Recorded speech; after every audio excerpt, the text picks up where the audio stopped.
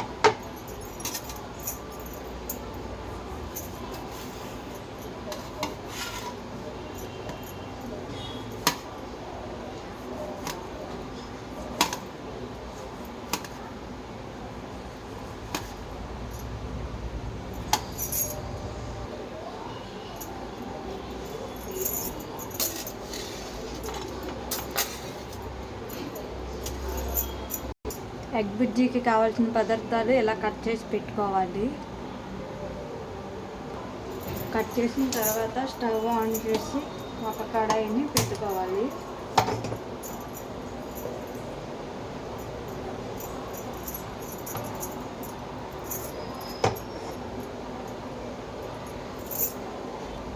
కడాయి బాగా హీట్ అయిన తర్వాత ఎగ్ బుర్జీకి కావాల్సిన ఆయిల్ వేసుకోవాలి. కొంచెం ఎక్కువే పెడుతుంది. ఆయిల్ బాగా హీట్ అయిన తర్వాత చిల్లీ, కరివేపాకు, ఆనియన్ వేసుకోవాలి. గోల్డెన్ కలర్ వచ్చే వరకు వేయించుకోవాలి.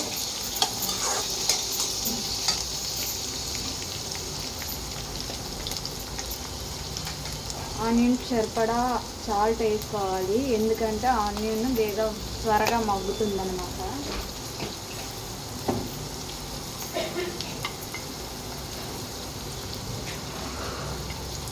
పసుపు బాగా కలిపి గోల్డెన్ కలర్ వచ్చినంత వరకు వేయించుకోవాలి.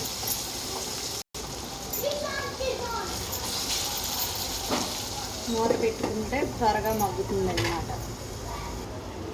ఇప్పుడు మూత తీసి చూద్దాము. వేగిపోయింది. ఇప్పుడు టమాటా వేసుకుందాం.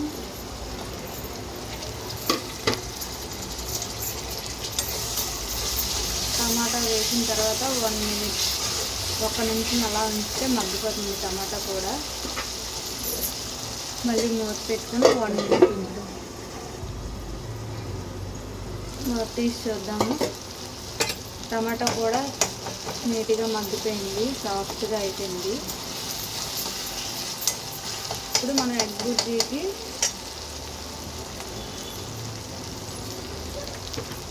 ఎగ్ బుర్జీకి కావాల్సినంత కారం,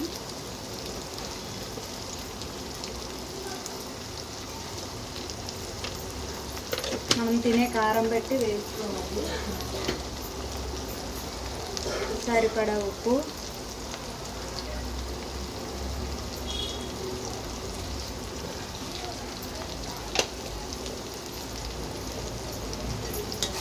వేసుకొని బాగా కలపాలి.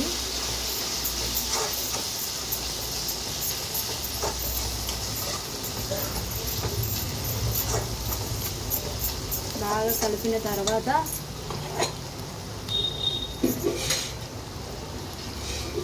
ఒక 2 స్పూన్స్ వాటర్ వేసుకొని ఉడకనివ్వాలి. ఆయిల్ పైకి వచ్చే వరకు ఉడకనివ్వాలి.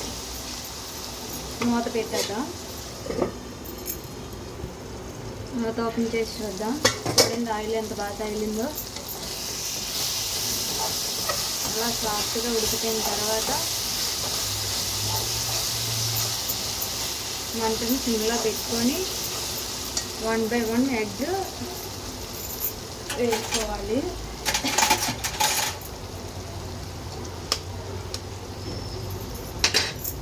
ఎగ్ పెంకులు మాత్రం పడకుండా చూసుకోండి.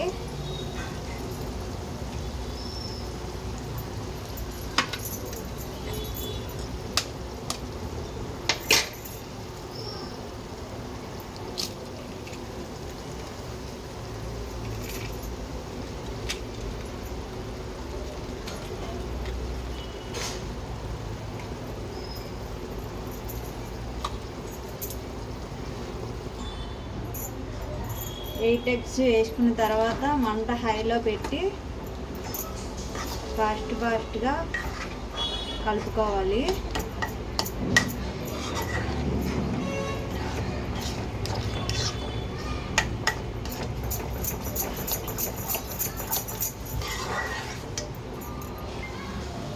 అలా కలుపుతూ ఉంటే ఇలా అవుతూ ఉంటుంది. దగ్గరగా పొడిగా వచ్చే వరకు, ఆయిల్ పైకి తేలే వరకు ఫ్రై చేస్తూ ఉండాలి.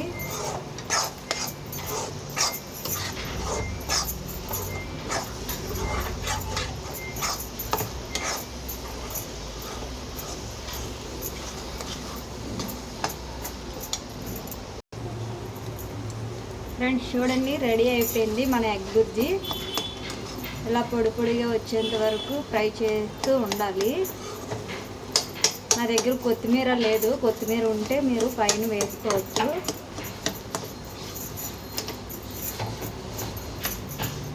వేడివేడిగా చపాతీలోకి కానీ అన్నంలోకి కానీ బాగుంటుంది. నేనైతే చపాతీలోకి చేశాను. సారీ.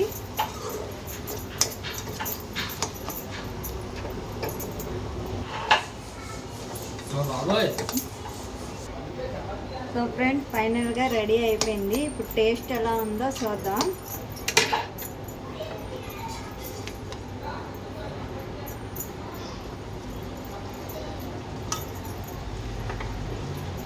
స్టవ్ ఆఫ్ చేసుకోవాలి. నేనైతే చపాతీలోకి చేస్తాను. Chapati with egg bhurji. Taste ఎలా ఉందో చూపిస్తాను.